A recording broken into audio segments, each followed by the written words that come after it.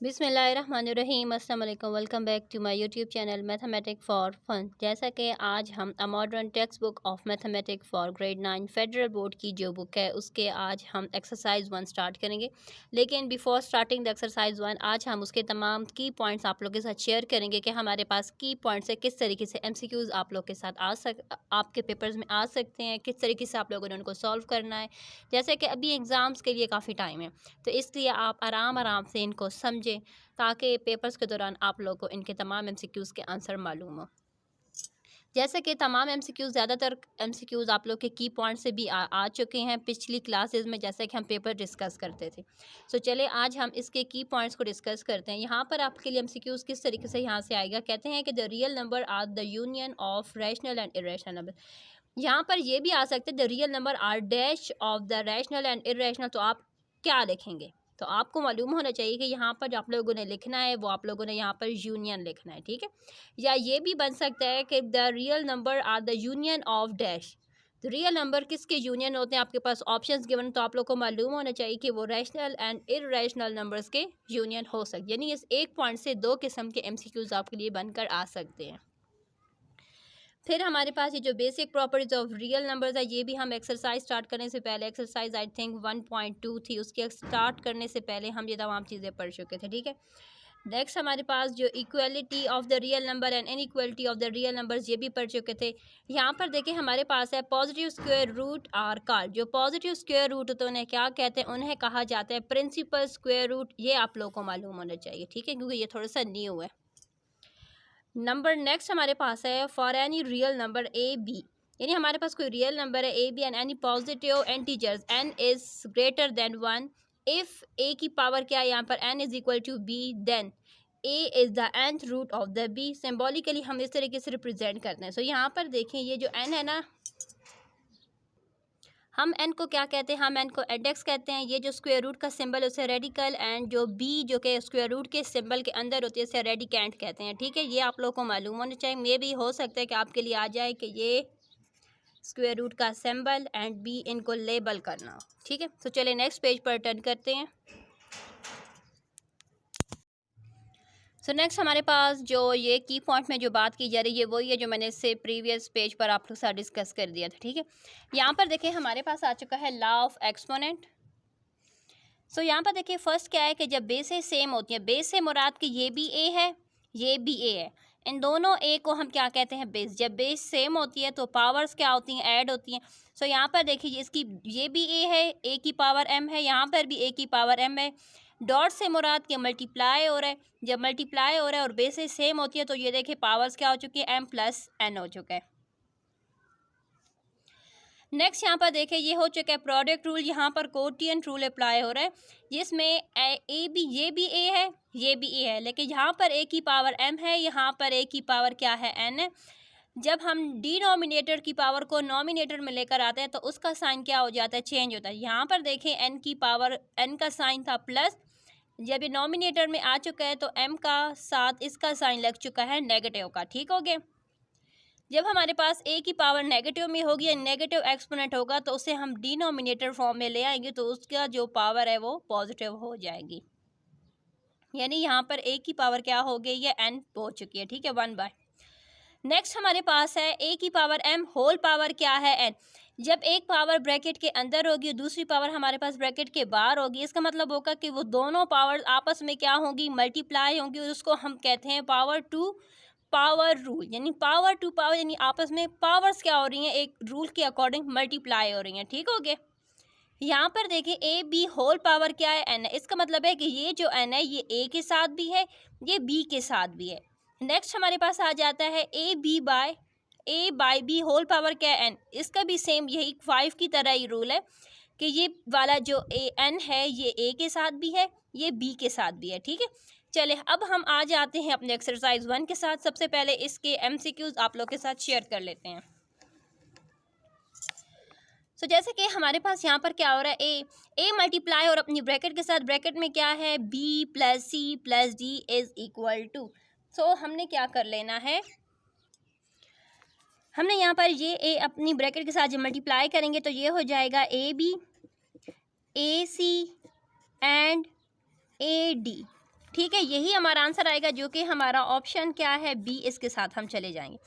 Next हमारे पास है ए आर, यानी हमारे पास ये गिवन है ए आर डॉट ए की पावर क्या है, माइनस एस डिवाइडेड बाय ए की पावर आ गई है एस। तो हम क्या कर लेते हैं, सबसे पहले ए, ये हमारे पास नेगेटिव पावर में, इसका मतलब है कि ये हमारे पास इस तरीके से लिखेंगे तो इसकी पावर क्या हो जाएगी, पॉजिटिव। ये ऑलरेडी डिवाइड हो रहा है, हमारे पास डिवीजन फॉर्म में है, ए की पावर क्या है, एस। सो इसका मतलब ये हो चुका है कि ए की पावर आर, एंड ये जब बेसिस सेम होती हैं तो पावर्स ऐड हो जाती हैं, तो ये हो जाएगा 2s, जो कि हमारा है ऑप्शन डी। नेक्स्ट अब हमारे पास क्या है, एन रूट है ए बी का।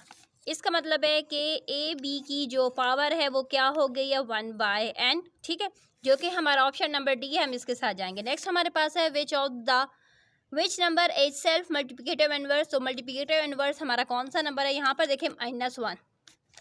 नेक्स्ट हमारे पास आ जाता है if a is greater than 0 then a square root is. जब ए क्या है वो 0 से ग्रेटर है, तो उसका मतलब है कि ये जो हमारे पास नंबर गिवन है ए स्क्वायर रूट, ये हमारा रियल नंबर है। If a plus b is equal to a, the value of b is, तो बी की वैल्यू क्या होगी। तो यहाँ पर देखें a प्लस बी अगर हमारे पास a की इक्वल है, तो हमने यहाँ पर b की वैल्यू को फाइंड करना है। तो b की वैल्यू किस तरीके से फाइंड करेंगे, क्योंकि b के साथ जो a यहाँ पर प्लस हो रहा है, दूसरी तरफ जाकर वो माइनस हो जाएगा। जब ये आपस में कट जाएंगे तो इट्स मीन b की वैल्यू हमारे पास क्या आ जाएगी, 0 आ जाएगी। ठीक हो गया, ऑप्शन डी के साथ जाएंगे। इफ़ यहाँ पर देखें, if a dot b is equal to 1, the value of b is, यानी a एंड b मल्टीप्लाई हो रहा है तो 1 आ रहा है, क्या आ रहा है,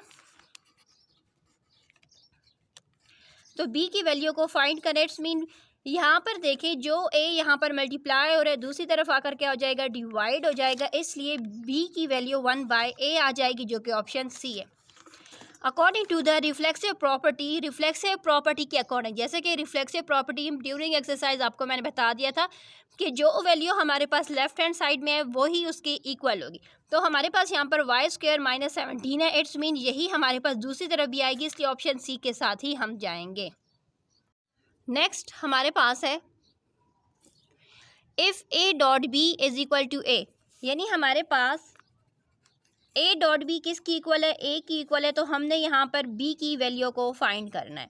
सो इसका मतलब है कि जो a यहाँ पर मल्टीप्लाई हो रहा है, दूसरी तरफ जाकर डिवाइड हो जाएगा। सो a 1 ज़र a, तो b की वैल्यू हमारे पास क्या आ जाएगी, 1, इसलिए हम ऑप्शन b के साथ जाएंगे। नेक्स्ट हमारे पास है a dot b is equal to 1, यानी a b मल्टीप्लाई होते हैं तो हमारे पास 1 आ जाता है। तो इसका मतलब है कि b इज कॉल्ड, तो b हमारे पास क्या है, जाहिर सी बात है b हमारे पास है multiplicative inverse. Communicative property does not hold with respect to, communicative property में हमने पढ़ा था communicative with respect to addition, with respect to multiplication. हमने जो नहीं पढ़ा तो वो हमने सब्ट्रैक्शन का आज तक नहीं पढ़ा, क्लास 6, 7, 8 में हमने कभी भी नहीं सुना, ना ही हमने पढ़ा है, ना ही हमने कभी क्वेश्चन ऐसा कोई सॉल्व किया जिसमें हम लोगों ने communicative property with respect to addition हो। ठीक है, represent each number on a number line, हमने इनको नंबर लाइन पर रिप्रेजेंट करना। तो चले आ जाते हैं अपने रजिस्टर पर और वहीं से इनको सॉल्व करना स्टार्ट करते हैं। जैसा कि हमारे पास यहाँ पर -5 1/5 है, ठीक है, इसका मतलब है कि -5 तो कंप्लीट है, -5 यहाँ पर कंप्लीट हो चुका है। नेक्स्ट हमारे पास 1/5, इट्स मीन -6 एंड -5 के बिटवीन यहाँ पर हमारे पास ये आ जाएगा। तो हम इसको इस तरीके से यूँ सर्कल से पॉइंट करना है, हमने इस तरीके से हमने इसको रिप्रेजेंट कर। नेक्स्ट हमारे पास है 17/3, डिनोमिनेटर रिप्रेजेंट करता है कि हर नंबर में हमने कितने पार्ट्स यहाँ पर बनाने हैं।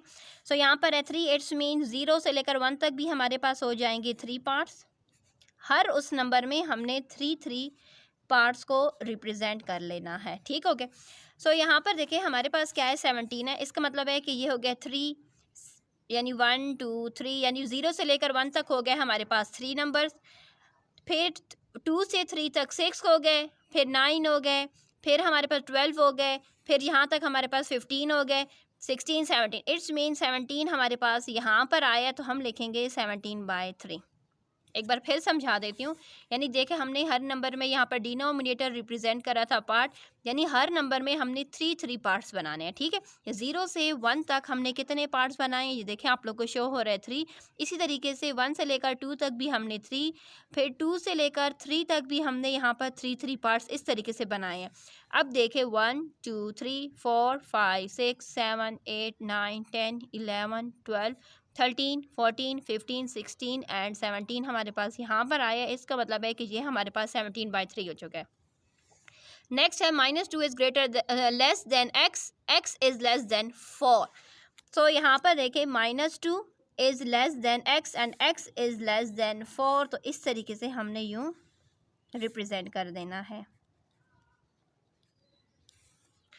अब लास्ट पर आ जाते हैं, कहते हैं कि x is greater and less greater than और इक्वल टू 6। जब हमारे पास greater than and equal to होता है तो हमारा यूं जो सर्कल होता है उसको हम फिल्ड करके इस तरीके से हम रिप्रेजेंट करते हैं। Next question number 3। Question number 3 हमारे पास है, write each exponential expression as a equivalent radical expression and simplify if possible. So चले हम इसके तमाम के तमाम पार्ट रफ रजिस्टर पर सॉल्व करके आपके साथ शेयर करते हैं। सो यहाँ पर देखिए, फर्स्ट पार्ट में हमारे पास क्या है, -2 इसकी पावर क्या है 4/5। इट्स मीन 4 क्या है, इसकी पावर है, एंड ये हमारे पास जैसा कि हमें मालूम है कि 1/5 हमारे पास क्या है, इस तरीके से है। ठीक है, सो चले हम सबसे पहले यहाँ पर राइट कर देंगे -2 की पावर हो गई है 4 एंड ये इसके ऊपर आ चुका है 5 रूट आ चुका है। ठीक है, अब -2 को जब हम मल्टीप्लाई करेंगे 4 टाइम, तो यहाँ से हमारे पास आ जाएगा 4 + 4, यहाँ से भी हमारे पास आ जाएगा +4 एंड +4 आपस में मल्टीप्लाई हो जाएंगे तो आ जाएगा 16। इट्स मीन कि हमारे पास आ जाएगा 16 की पावर क्या आ गई है 5।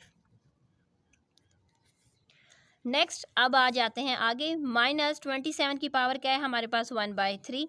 अब जैसा कि -27 जो है वो हमारे पास किसकी इक्वल है, -27 हमारे पास -3 के क्यूब के इक्वल है। ठीक हो गया, सो हम यहाँ पर लिख देंगे -3 का क्यूब, और ये जो हमारे पास होल पावर जो 1/3 है ये आपस में क्या हो जाएंगी, मल्टीप्लाई हो जाएंगी।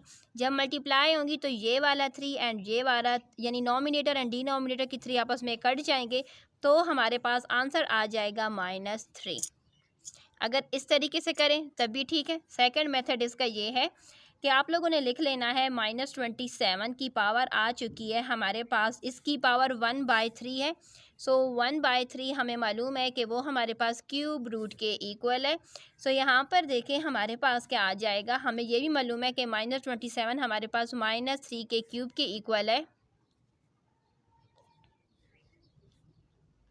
सो ये वाला क्यूब एंड ये वाला क्यूब एंड क्यूब रूट आपस में कट जाएंगे तो हमारे पास आंसर -3 आ जाएगा। ठीक है, अब आपकी मर्ज़ी है कि आपने फर्स्ट मेथड को फॉलो करना है या सेकंड मेथड को फॉलो करना है। नेक्स्ट हमारे पास आ चुका है 16 क्यूब स्क्वायर रूट, हमारे पास होल पावर क्या है 4। जैसा कि हमें मालूम है कि स्क्वायर रूट की पावर हमारे पास 1/2 के इक्वल होती है, तो इसलिए हम 1/2 को मल्टीप्लाई कर देंगे जो होल पावर है 4 के साथ। तो यहाँ पर देखिए 2 1 ज़ा 2, 2 की टेबल में 4 आता है 2 के साथ। इसका मतलब ये हो चुका है कि 16 की पावर हमारे पास क्या हो गई है, 16 की पावर 2 हो गई है। जैसा कि हमारे पास इस क्वेश्चन में कहा गया एक्सपोनेंशियल एक्सप्रेशन को इक्विवेलेंट रेडिकल या इस तरीके से आप लोगों ने सॉल्व करना है। सो यहाँ पर देखिए 16 हमारे पास किसकी इक्वल है, 16 हमारे पास आ जाता है 2 की पावर, 16 हमारे पास इक्वल टू है 2 की पावर 4 के इक्वल है। सो यहाँ पर हम क्या करेंगे, 2 की पावर 4 को, और ये होल पावर है इसकी 2, सो ये आपस में मल्टीप्लाई हो जाएंगी। सो 2 की पावर 4 2 ज़र 8, तो ये हमारे पास आ चुका है इसका आंसर।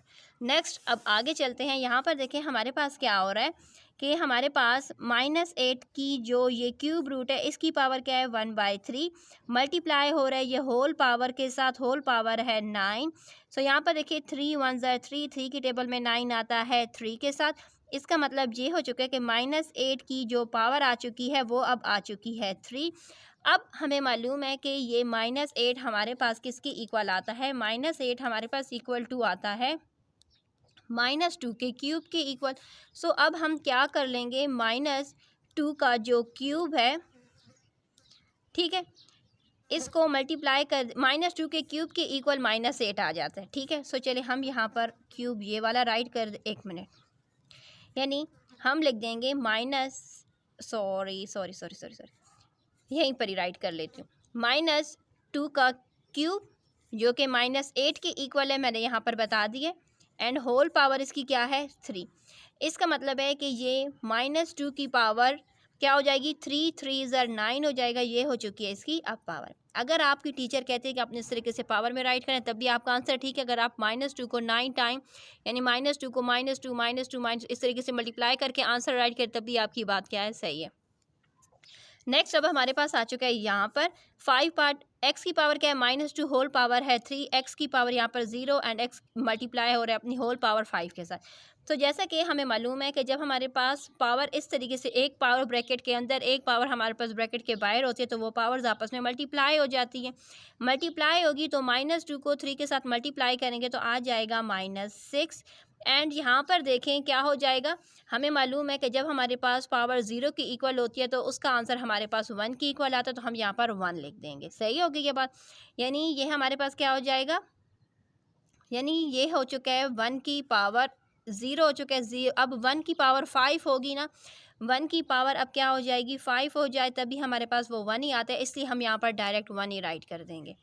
सो ये जैसे कि हमारे पास जब पावर नेगेटिव यहाँ पर होती है तो हम इसको क्या कर लेते हैं 1/x डिनोमिनेटर में जाकर ये पावर हो जाएगी पॉजिटिव। क्वेश्चन नंबर 3 कंप्लीट हो चुका है। क्वेश्चन नंबर 4 पर आ जाते हैं। क्वेश्चन नंबर 4 हमारे पास आ जाता है use the properties of exponent to simplify each of the following. So ये हमारे पास इसके 1 एंड 2 पार्ट्स गिवन है। चले हम इनके 1 एंड 2 पार्ट्स को सॉल्व करते हैं। जैसे कि हमारे पास यहाँ पर हर ब्रैकेट में क्या गिवन है -2 -2 -2 -2, लेकिन फ़र्क क्या है इनकी पावर से। मैं यहाँ पर पावर 3 है, यहाँ पर पावर -4 है, यहाँ पर जब पावर कुछ नहीं है तो इट्स मीन ये 1 एंड ये हमारे पास पावर क्या है -3। अब हम क्या कर लेते हैं, सबसे पहले हमारे पास जो नॉमिनेटर्स में जो पावर्स हैं पहले हम इनको राइट कर लेते हैं। जब ये तमाम जो -2 है -2 इसको हम कहते हैं बेस। ठीक है, यानी ये जब बेस सेम होगी, यहाँ पर देखें मैं राइट कर लेती हूँ क्योंकि अक्सर कमेंट्स में आता है कि व्हाट इज़ बेस। तो यहाँ पर देखें जब ये -2 तमाम के साथ लिखा हुआ है तो ये हमारे पास क्या बन जाती है, इसको हम कहते हैं बेस। ठीक हो गया। सो -2 है, इट्स का मतलब है कि इसकी तमाम पावर्स जब बेस सेम होती है तो मल्टीप्लिकेशन का साइन होते हैं तो तमाम पावर्स ऐड हो जाती हैं। तो ये हो जाएगा 3, ये हमारे पास -4 है तो ये -4 को एज इट इज़ राइट कर देंगे। नेक्स्ट हमारे पास +1 आ जाएगा। डिनोमिनेटर की पावर को फ़िलहाल अभी हम उसी तरीके से राइट करेंगे। अब हमारे पास डिनोमिनेटर की पावर को जब नॉमिनेटर में ले जाएंगे, क्योंकि यहाँ पर भी -2 है यहाँ पर भी -2 है, तो इसलिए हम -2 को एज लेकर इसकी पावर को जब डिनोमिनेटर की पावर नॉमिनेटर में जाएगी तो उसका साइन चेंज हो जाएगा। जैसे ये हमारे पास -3 है तो अब हम इसको जब नॉमिनेटर में लेकर जाएंगे तो ये +3 हो जाएगा। ठीक है, अब यहाँ पर देखें जैसा कि हमारे पास पहले हम ऐड कर लेते हैं वैल्यूज़ को। यहाँ पर देखें 3 + 1 + 3 करेंगे तो हमारे पास 7 आ जाएगा। 7 में से अब हम ये वाला 4 माइनस कर देंगे तो आंसर हमारे पास क्या आ जाएगा 3 आंसर आ जाएगा। इसका मतलब है कि -2 की जो पावर है वो हमारे पास क्या आ जाएगी, वो आ जाएगी हमारे पास 3। सो नेक्स्ट यहाँ पर देखें हमारे पास क्या है 2 2 2, यानी यहाँ पर हमारे पास तमाम 2 है। फ़र्क क्या है इनकी पावर का, यहाँ पर 1/2 है, यहाँ पर 3/4 है, यहाँ पर 1/2। यहाँ पर मल्टीप्लिकेशन का साइन है, यहाँ पर तमाम 3 3 है, यहाँ पर कुछ नहीं होगा तो हम यहाँ पर ख़ुद से 1 लिख लेंगे। इसकी पावर 1 है, यहाँ पर 3/2 है, यहाँ पर -1/2। लेकिन अगर हम यहाँ पर देखें, यहाँ पर नॉमिनेटर में भी पावर 1/2 है 2 की, एंड यहाँ पर डिनोमिनेटर में पावर ये, तो ये आपस में इसी टाइम पर ही कट जाएंगे। सिर्फ और सिर्फ हमारे पास यहाँ से जो रह जाएगा वो रह जाएगा 2 की पावर आ जाएगी 3/4।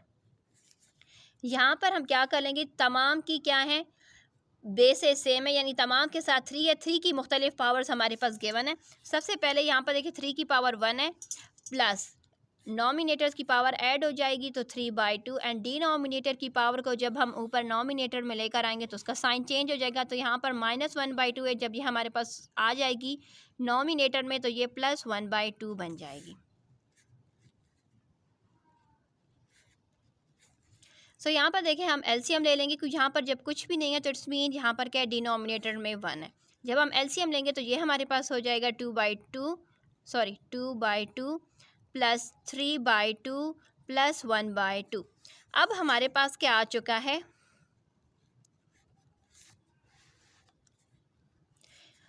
जैसे कि डिनोमिनेटर तमाम पावर का सेम हो चुका है 2, नॉमिनेटर्स में जो वैल्यूज़ हैं तो वो उनको हम ऐड कर देंगे तो हमारे पास आ जाएगा 6। सो यहाँ पर देखिए ये आपस में इनकी कटिंग हो रही है, क्योंकि 2 की टेबल में 2 आता है 1 के साथ, 6 आता है 3 के साथ। इसका मतलब ये हो चुका है कि 2 की पावर क्या हो गई है 3/4 मल्टीप्लाई बाय 3 की पावर हो चुकी है 3, और ये हो चुका है इसका आंसर। लास्ट क्वेश्चन हमारे पास आ चुका है, determine whether each statement is true और false. If false give an example of a number that show the statement is true. जैसा कि हमारे पास है every rational number is an integer, कहते हैं कि हमारे पास हर रेशनल नंबर वो एक इंटीजर है। नहीं, रेशनल नंबर्स में हमारे पास इंटीजर्स के साथ नेचुरल नंबर्स भी आते हैं, इस वजह से ये स्टेटमेंट हमारी क्या हो गई है, फॉल्स। नेक्स्ट हमारे पास है every real number is an rational number, irrational number so no, क्योंकि हर रियल नंबर हमारे पास क्या होते हैं, रैशनल एंड इरेशनल दोनों नंबर्स उसमें आते हैं, इसलिए ये स्टेटमेंट भी हमारी हो चुकी है फॉल्स।